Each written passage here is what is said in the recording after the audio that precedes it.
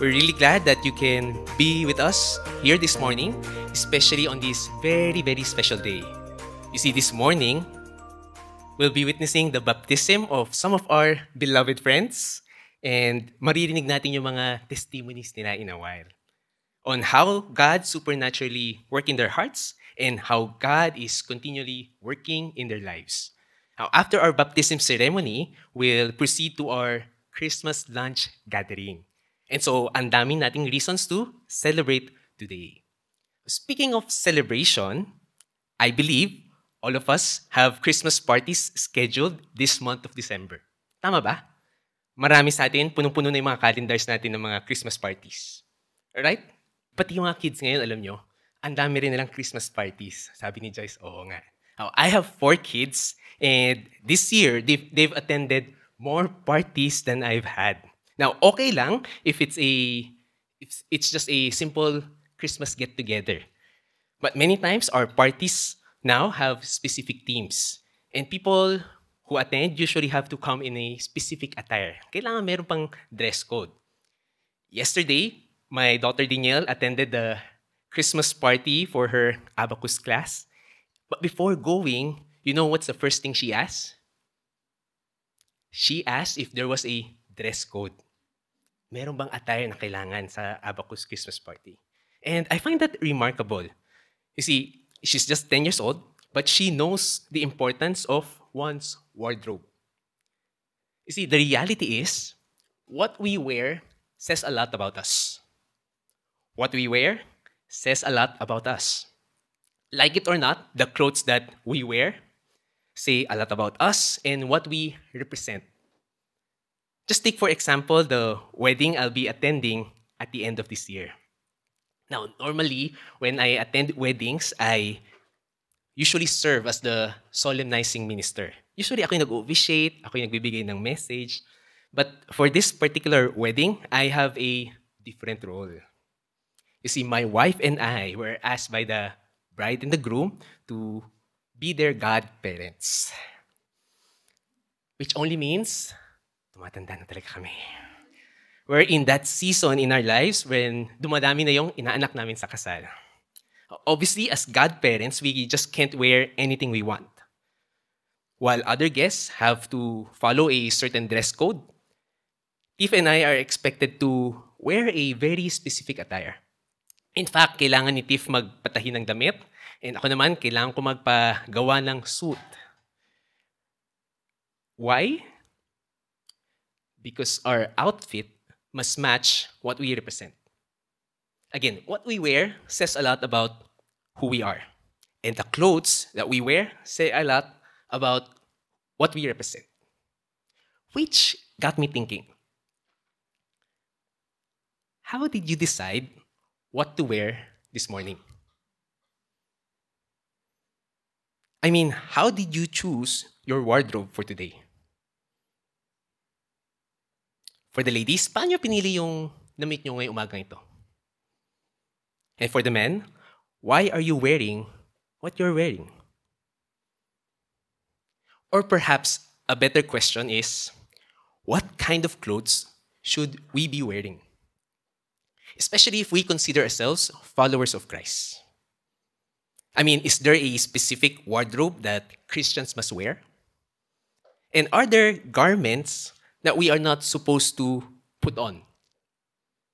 Meron ba talagang dress code si God pagdating sa ating mga kasuotan? And if yes, what kind of attire is that? Truth is, these are important questions we need to answer. Many don't know that the Bible actually prescribes a certain dress code for all believers. Whether you've been baptized or are yet to be baptized, it's time that we learn the kind of fashion that God wants us to wear. Why don't we all read our sermon passage for this morning, found in Colossians chapter 3. We'll read verses 1 to 14. Now, I know it's a bit long, so I want us all to read this out loud. Basahin natin to together. Starting with verse 1. Let's do this together. Since then, you have been raised with Christ, set your hearts on things above, where Christ is seated at the right hand of God. Verse 2. Set your minds on things above, not on earthly things. For you died, and your life is now hidden with Christ in God. When Christ, who is your life, appears, then you also will appear with him in glory. Verse 5. Put to death, therefore, whatever belongs to your earthly nature: sexual immorality, impurity, lust, evil desires, and greed, which is idolatry. Because of these, the wrath of God is coming. You used to walk in these ways in the life you once lived. Verse 8. But now you must also rid yourselves of all such things as these: anger, rage, malice, slander, and filthy language from your lips.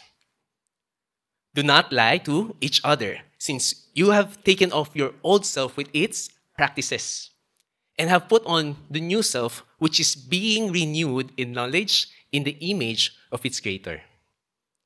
Here there is no Gentile or Jew, circumcised or uncircumcised, barbarian, Scythian, slave or free, but Christ is all and is in all. Therefore, as God's chosen people, holy and dearly loved, clothe yourselves with compassion, kindness, humility, gentleness, and bear with each other and forgive one another if any of you has a grievance against someone. Forgive as the Lord forgave you. And over all these virtues, put on love, which binds them all together in perfect unity. Now, the passage that we just read was written by the Apostle Paul, and it's part of a letter that he wrote for the believers in Colossae. Now, if you read the entire letter of Paul, you'll be amazed on how strategic his document was organized. So chapters 1 and 2, Paul first explained what believers of Christ should believe. And then in chapters 3 and 4, he dwelled on how believers are to behave.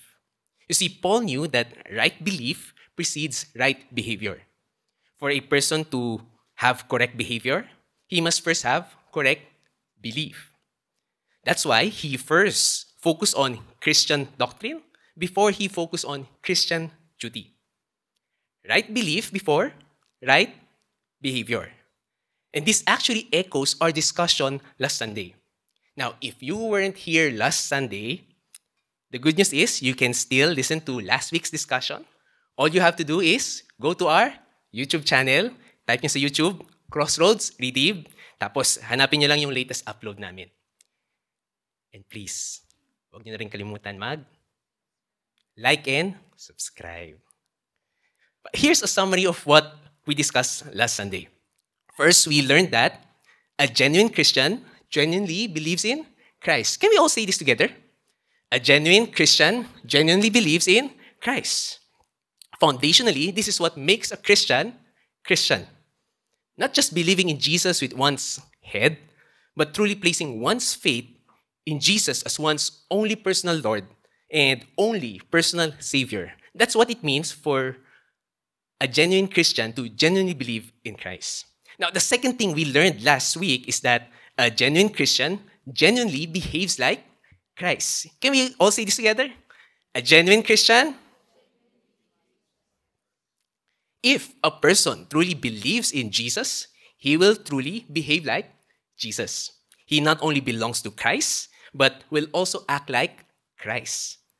Now, today, we're going to build on the foundation that we discussed last week. We're going to build on what we've learned last week, on what it means to be a genuine Christian, and how should genuine Christians really behave. Why don't we read our sermon passage again ngayong umaga ito? Colossians 3 verse 1. Since then, you have been raised with Christ. Set your hearts on things above, where Christ is seated at the right hand of God. Set your minds on things above, not on earthly things. For ano raw?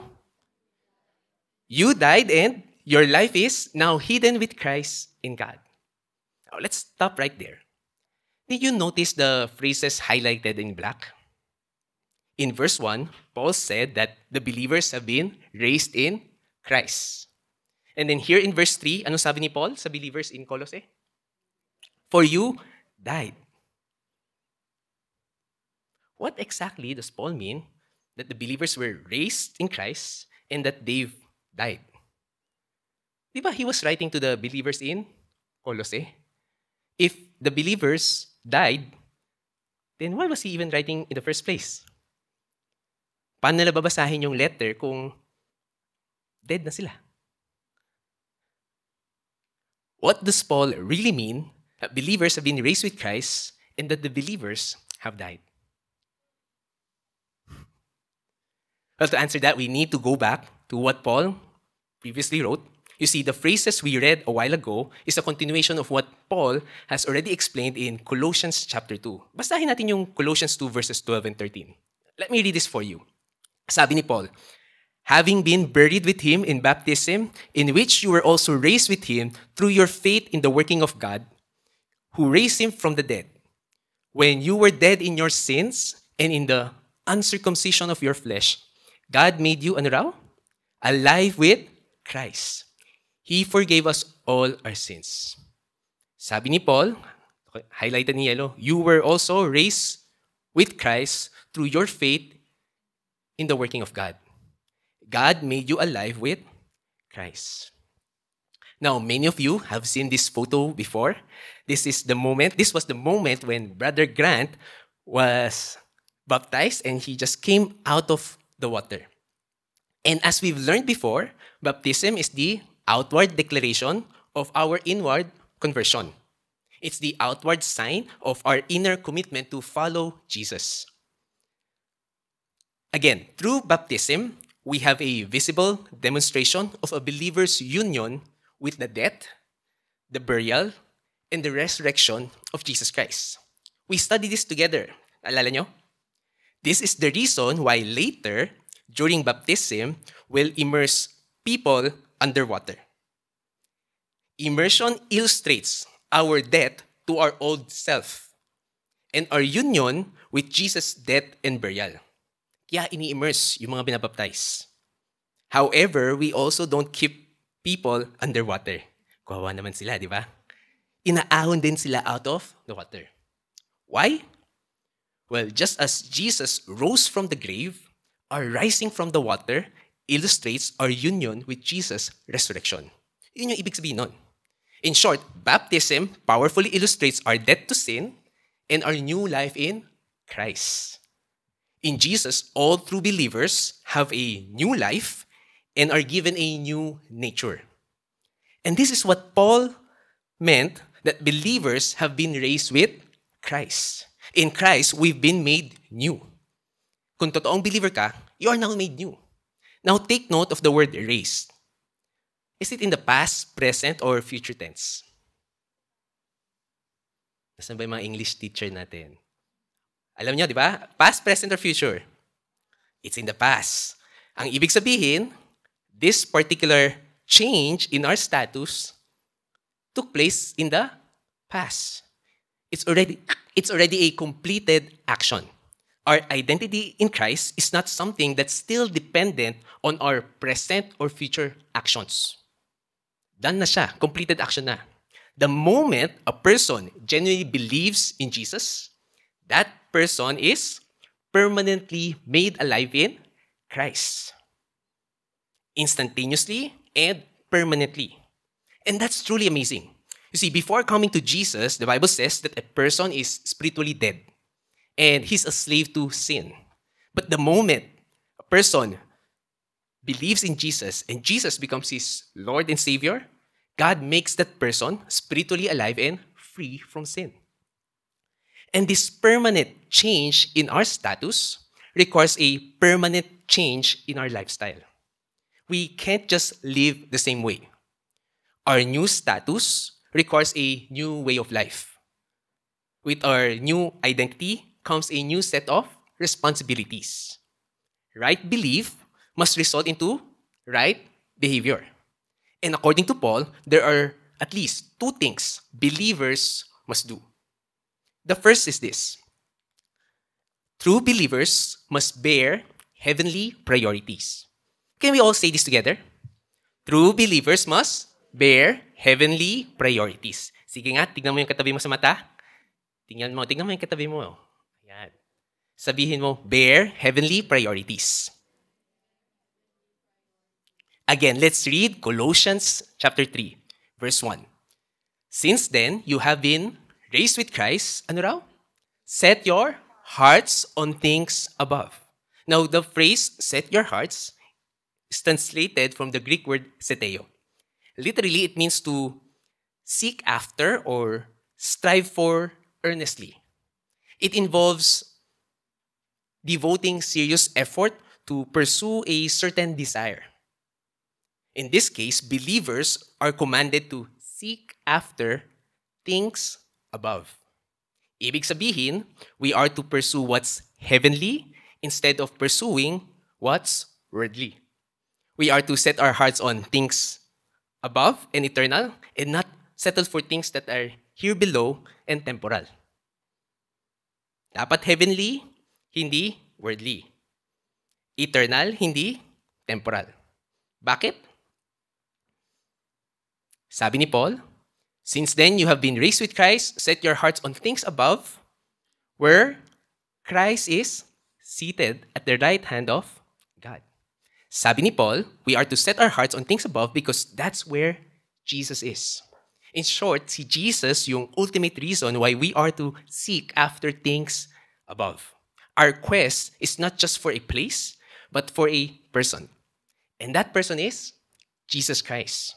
We are to eternally desire Jesus and eternally and earnestly pursue the things that are precious to Him. Yung puso natin, andun dapat kung asan si Jesus and kung asan yung puso niya. We must earnestly desire Jesus and earnestly pursue what's precious to Him. After all, everything will fade and only the things in Christ will truly last. And there are 3 simple tests which will give a summary of what you are really seeking. And this is interesting. The first test is called the calendar test. What do you do with your time?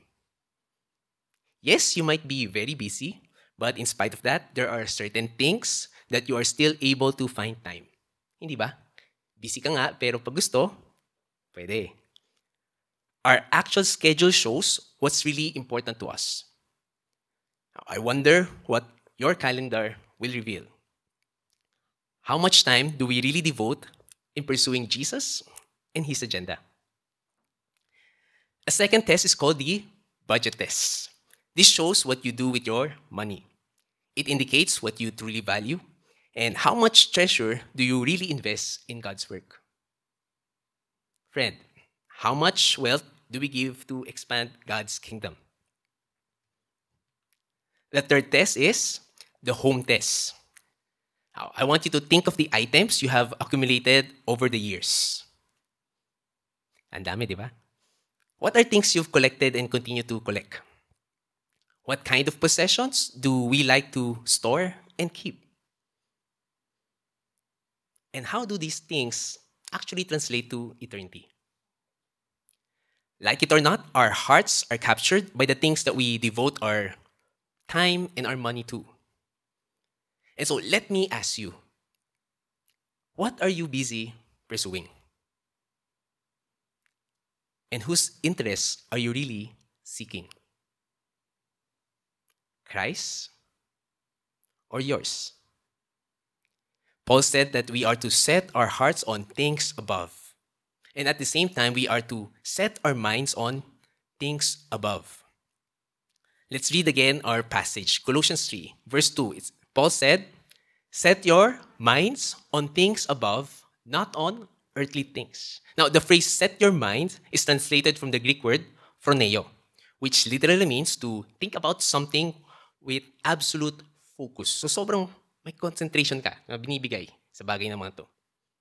Now, some might be wondering, how exactly is this verse different from the earlier command to set our hearts on things above?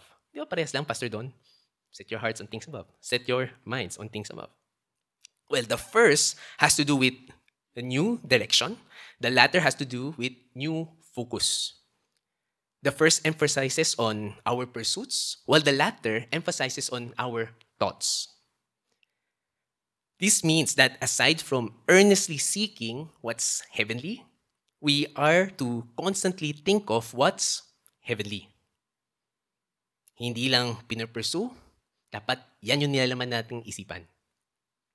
Unfortunately, many of us tend to ignore this truth. Instead of setting our minds on things above, we tend to set our minds on what's here below. For example, many of us are prone to overthink. Experts say that overthinking comes in two forms: ruminating about our past and worrying about the future. Overthinking. Now, for others, you might not be guilty of overthinking. Isip nyo, Pastor Don, di ako yan, di man ako overthinker. But you have a different tendency. Alam mo kung anong tendency mo? If others struggle with overthinking, you tend to be idle-minded. While others are preoccupied with anxious thoughts, you are preoccupied with idle thoughts. Whether that's because you spend too much time on social media, video games, online shopping, kakatapos lang ng 12-12, your hobbies, your collections, YouTube, Netflix, Disney, Amazon Prime. Your mind is consumed with unproductive things. As followers of Christ, we need to keep on pursuing what's heavenly and keep on thinking what's heavenly. Again, right belief must result into right behavior. According to Paul, there are at least two things believers must do. First, true believers must bear heavenly priorities. Bear heavenly priorities. We are to set our hearts on things above. We are to set our minds on things above. Second, sabi ni Paul, true believers must wear heavenly clothes. Can we all say that together? True believers must wear heavenly clothes. Sige nga, turn to your seatmate again. Look at your seatmate in the eyes. Sige, tignan mo. Sabi mo, tanungin mo, are you wearing heavenly clothes? Let's all read Colossians 3 verse 5. Basahin natin together. Sabi ni Paul, put to death, therefore, whatever belongs to your earthly nature: sexual immorality, impurity, lust, evil desires, and greed, which is idolatry. Because of these, the wrath of God is coming. You used to walk in these ways in the life you once lived. But now, you must also rid yourselves of all such things as these: anger, rage, malice, slander, and filthy language from your lips. Do not lie to each other, since you have taken off your old self with its practices, and have, put on the new self, which is being renewed in knowledge in the image. Take note of the two phrases highlighted in our passage. The phrases taken off and the phrase put on. Now, why is this significant? Well, these two phrases in Greek are common terms that are used when it comes to changing clothes. You take off your old clothes and you put on new clothes. Put off, put on. Now, Paul uses the same imagery here. Sabi niya, as believers in Christ, we've already taken off our old self with its practices, and in its place, we've already put on the new self. Since we've already been made new, it doesn't make sense for us to put on our old selves again. You don't put your new clothing on over the old. Tama ba? In the same way, you don't put old clothing over the new. Right? You take off the old and you replace it with the new. Now, when my kids were still infants, they all used to wear diapers.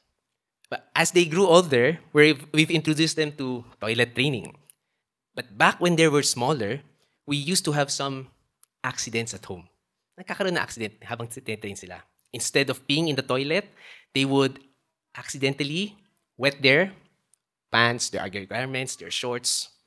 Now, even at a young age, they knew that once their clothes are wet, they need to remove it. Tatanggalin na nila. Hindi nila sabihin sa'yo, tatanggalin nila. They want to take it off. Right after, they'll ask for new sets of clothes. Kasi basa na yung damit nila. Kahit maliit pa sila, they knew they were not supposed to touch or put on their soiled garments. Hindi na nila dapat suotin yung maruruming damit. In fact, they'd be upset if you insist to put on the same shorts na basa na. Magagalit talaga sila. So, sa murang edad, they already had the common sense to take off the old and put on the new.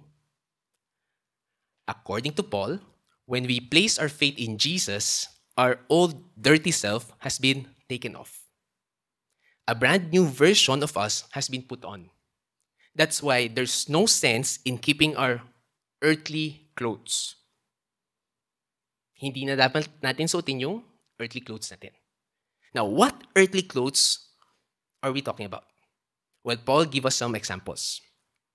Sabi niya, put to death, therefore, whatever belongs to your earthly nature. And ano itong mga to? Sexual, immorality, impurity, lust, evil desires, and greed, which is idolatry. The sins that Paul mentioned refer to sensual sins. Sensual sins. While hindi siya exhaustive na list, these sins relate to the craving of one's flesh. And these filthy things are just like old, filthy garments. Sabi ni Paul, these sensual sins have no place in a believer's life. Now, some people think that once they become Christians, they're already immune to sin and temptations. However, that's not true. Remember, sino yung kausap ni Paul in this letter? He was speaking to the Colossians. And sino ba yung Colossians na to? They were believers. And yet, Paul still commanded these believers to put to death whatever belonged to their earthly nature. Ibig sabihin, it's our role to keep these filthy things away from us. Paul said to put to death all sensual sins. And sabihin rin niya, we are to get rid of all social sins. Let's all read verse 8 together. Sabi ni Paul, but now you must also rid yourselves of all such things as these. Ano itong mga to? Anger, rage, malice, slander, and filthy language from our lips. Do not lie to each other. Again, this is not an exhaustive list, but it's a good sample size of social sins. If sensual sins are personal sins, social sins are interpersonal sins. These are sins we commit to others and are relational in nature. Paul did not say that we are to suppress our anger. Tama ba? Hindi rin niya sinabi to tame our rage or to moderate our malice or to tone down our slandering and use filthy language. Hindi niya sinabi we are to minimize our lying. Right? Instead, we are to rid of all such things. We need to get rid of all these social sins. Itapon mo na lahat ng filthy clothes and never wear them again. Now, some might be thinking, grabe naman, Pastor Don. Hindi naman siguro big deal if we sin every so often or if we commit small sins. Lahat naman tayo nagsisinungaling. After all, tao lang. Okay lang siguro pag white lie or if we sin occasionally. Basta wag yung big sin. Pag maliit na sin, okay lang siguro. After all, God is love. It doesn't matter if we sin. Loving naman si God. Someone once said that there are no small sins against a great God. No small sins against a great God. And he's right. In God's eyes, there's no such thing as a petty sin. No matter how small you think your sin is, it is still a great offense against our great and holy God. While it is true that God is love, we can't forget that God is also holy. Because He is pure, any form of unrighteousness violates His righteousness. That's why there's no such thing as a respectable sin. Any sin, regardless how big or small, is tantamount to rebelling against our God. And the truth is, He hates all sin. He hates all sin. That's why we need to put off all our filthy clothes, both sensual sins and social sins. Kailangan na nating iwan, tanggalin, itapon. And as we do this, sabi ni Paul, we are to put on our new clothes.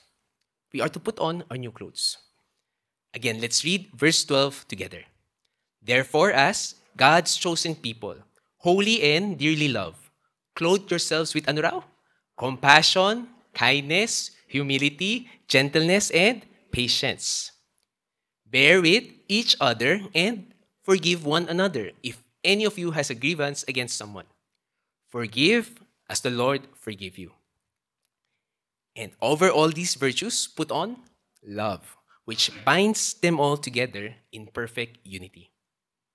Now, we mentioned this passage last Sunday, and sabi natin, babalikan na natin this week.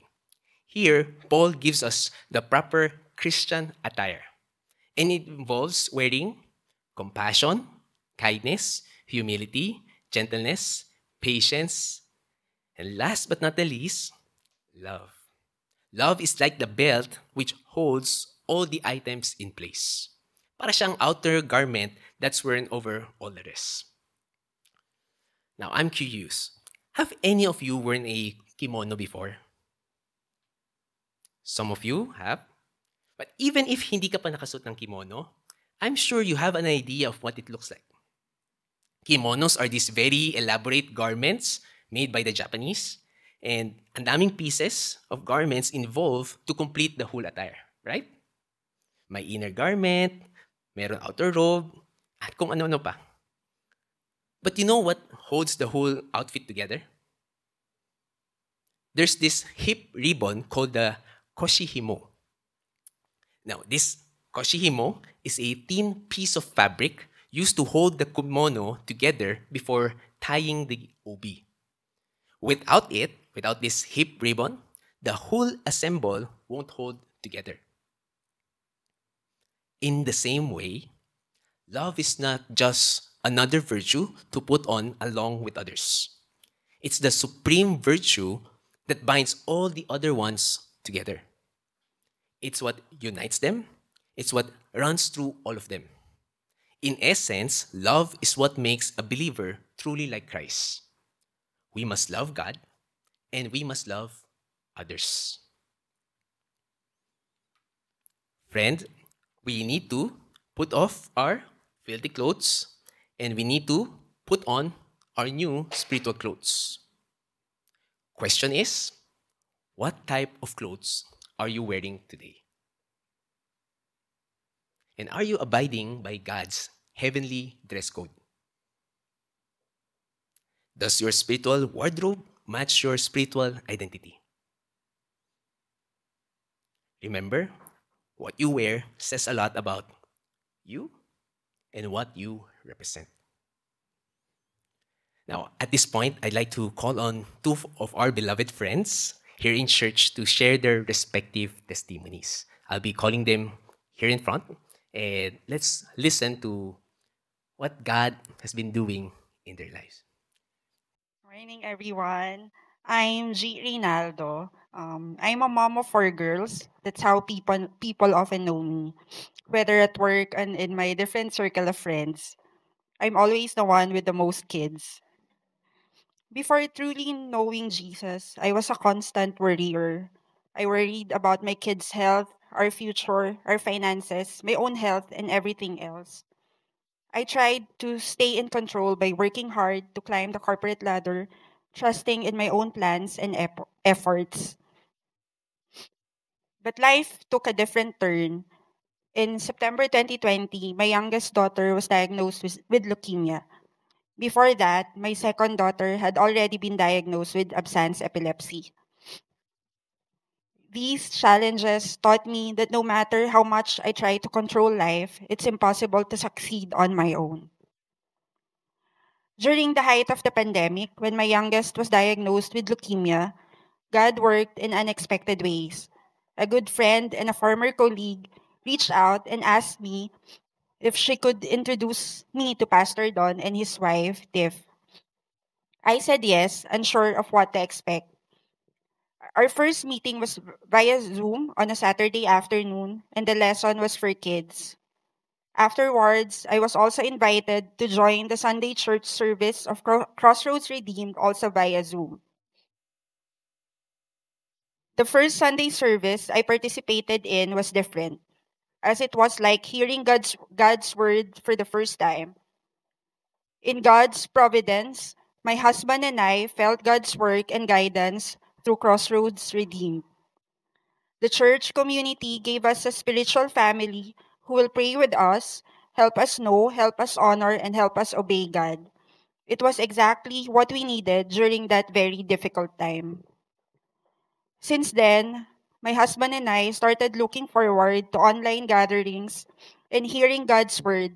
It was there that I began to hear and understand God's word more deeply. I found strength on knowing God, His reassuring love and mercy. Through attending our classes in church called Essentials, I received and understood the gospel message that through Jesus Christ's death and resurrection, my sins are forgiven and I can have a relationship with God and the promise of eternal life. This truth gave me hope and anchored my relationship with the Lord. I started having quiet time in the mornings, reading Bible verses at night. I posted verses in my room that resonated with me. One of my favorites is the popular Philippians chapter 4 verse 6 to have no anxiety at all, but in everything, but by prayer and petition with thanksgiving, make your requests known to God, and the peace of God, which surpasses all understanding, will guard your hearts and minds in Christ Jesus. Transformation didn't happen overnight, but over time, I found myself longing for God's word. Missing Sunday service now feels like missing out on something essential in life. God's word fills me with direction, purpose, peace, and joy. Through my relationship with God, I learned to surrender and trust Him. I can now say that I worry less and my priorities have changed. But God has shown me so many times that I can overcome sin, not by my strength, but through Him. Where it was once easier to worry, try to control everything, get angry, retaliate, or hold grudges, I now choose to surrender to God and follow Him. By His grace and the power of the Holy Spirit, I am learning to overcome these struggles. From merely attending before, my husband and I are now actively involved in the church. I am now a Sunday school assistant teacher and as member of the welcome team while my husband is part of the tech team. My two eldest daughters are also part of the tech team. Listening to God's word and serving God has been a priority of our family every Sunday. We became more conscious of our weekend activities to ensure that we can attend Sunday service and help in the church. God has answered our prayers with our youngest in remission for almost 2 years now after being in treatment for 2.5. My second daughter with epilepsy has been responding well on her medications and seizure free for almost 2 years too, and her medication has been reduced. God is continuously working in our family. Our daughters are also growing in their faith and relationship with the Lord. We can now talk about God in our regular family conversations, discuss sermons, share insights, and pray together as a family. Decisions are guided by the question, is this God honoring? Our daughters are no longer shy about sharing their faith with friends, and we strive to put God at the center of our lives. This shared faith has transformed our family dynamic, deepening our relationships with one another and with the Lord. We are also praying for our extended family. By God's grace, my sisters join us in worship chosen to be baptized as well. Session reminds us that our obedience to God can influence others. Knowing God has given me a purpose to honor and glorify His name, I trust that everything else will follow. Though I still struggle with sins, God has assured me that I can find victory through Christ. To show my obedience to God, I am here to get baptized. I ask for your prayers that I will trust in the Lord always and constantly surrender Him my concerns. Please pray for the health of my daughters and that I faithfully fulfill my role in parenting them and serving as a model of what a godly woman should be like. To God be all the glory.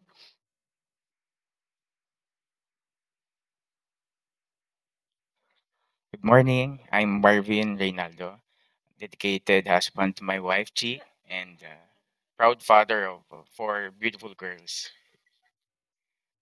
Before truly knowing God, I struggled with my temper.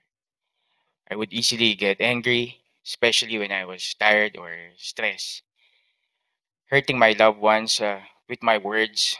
My attempts to discipline my kids sometimes involve physical punishments, not out of love, but out of anger. Each time I felt deep regret afterward, but I allowed my emotions to dictate my actions. I didn't know how to change. I also drank occasionally, and when I did, I sometimes drank too much. One time I pushed my wife onto the sofa when I was drunk. Um, I became hard to myself and hated what I had become, yet I was still consumed by pride. I also, during the pandemic, my youngest daughter was diagnosed with leukemia. It was a humbling and devastating experience for our family. At our lowest point, my wife and I were invited by a Christian friend to join the Crossroads Redeemed community. Desperate for hope, we wanted to grow in faith. Through the community, we began to hear God's word. Yet I was still weak against temptation. One night, after abstaining from alcohol for a long time, I gave in and drank again. That night escalated into an incident where I physically hurt someone.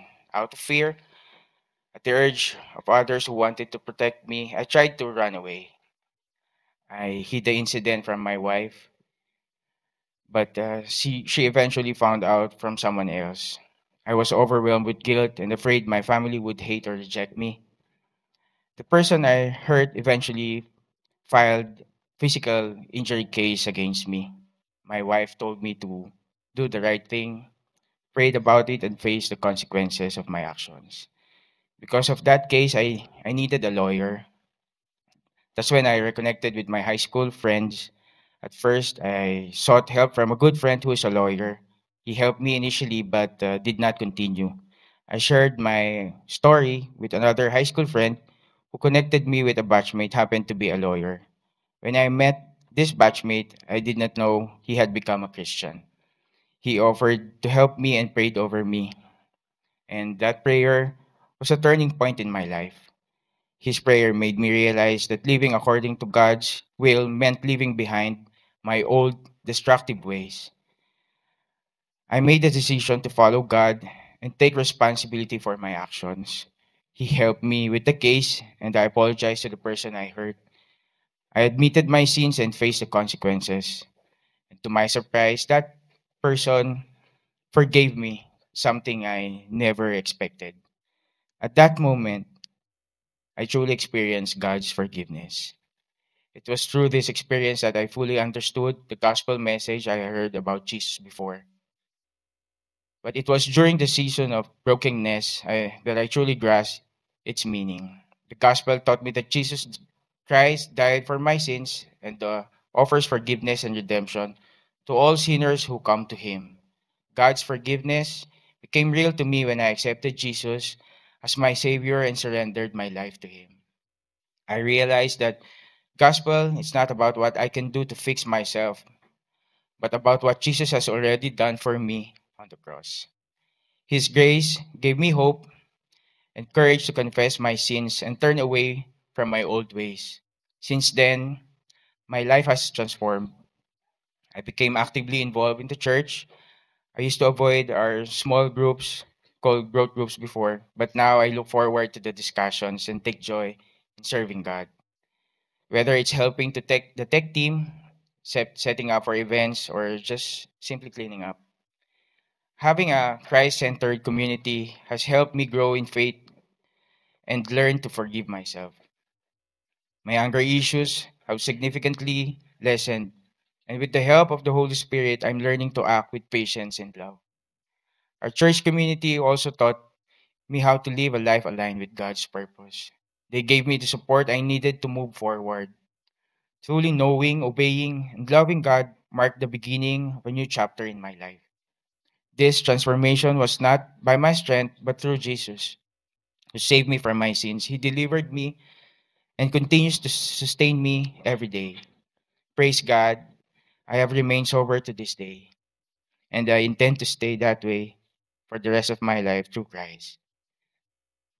Jesus, Jesus has shown me the true transformation is possible when I surrendered my life to Him. To close, I want to say that Jesus is the only way. In Him, I continue to find strength, purpose, and hope every day. By God's grace, I'm able to overcome my struggles and live a life pleasing to Him. Thank you, Lord, for your forgiveness and for saving me. All glory be to God.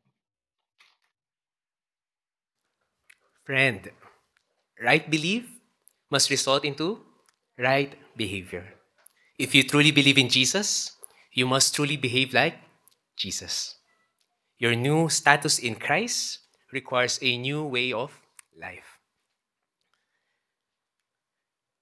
True believers must bear heavenly priorities. We are to set our hearts on things above, and we are to set our minds on things above. True believers must wear heavenly clothes. We are to put off all forms of sin, and we must put on Christ-like virtues. That's God's dress code for all believers. Let us pray.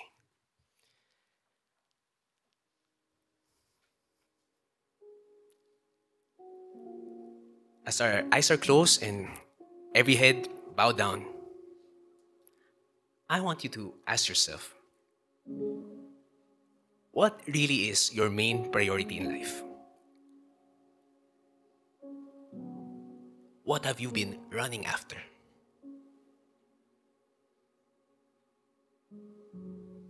What does your calendar show? What does your budget show? What does your home show? And how about your clothes? What type of clothes are you really wearing? Are you still dressed in filthy garments? If you are already a follower of Christ, it's time for you to live out your heavenly identity. Bear heavenly priorities and wear heavenly clothes. Now, if you aren't sure if you are already a true believer, but you want to know how, I encourage you to approach me later after our time together or just reach out to us online. We'll be more than glad to assist you. Let me pray for all of us. Father, once more, we thank you for your precious truths. And in your kindness, you've allowed us to be enlightened by your word. As we reflect upon our lives, we confess our shortcomings. Forgive us for setting our hearts and minds here on earth and for holding on to our pet sins. In your mercy, we humbly ask that you cleanse us from all unrighteousness. Thank you for the forgiveness that you offer through your Son, our Lord Jesus Christ. That those who are in Him have been made new. May we live our days in earnest pursuit of Jesus. May we always reflect His virtues wherever we are. As for those of us who are still unsure on where they stand spiritually. Father, may you also work in their hearts so that they'll truly know you, truly love you, and truly obey you. For your honor and for your glory. In Jesus' name we pray. Amen and amen.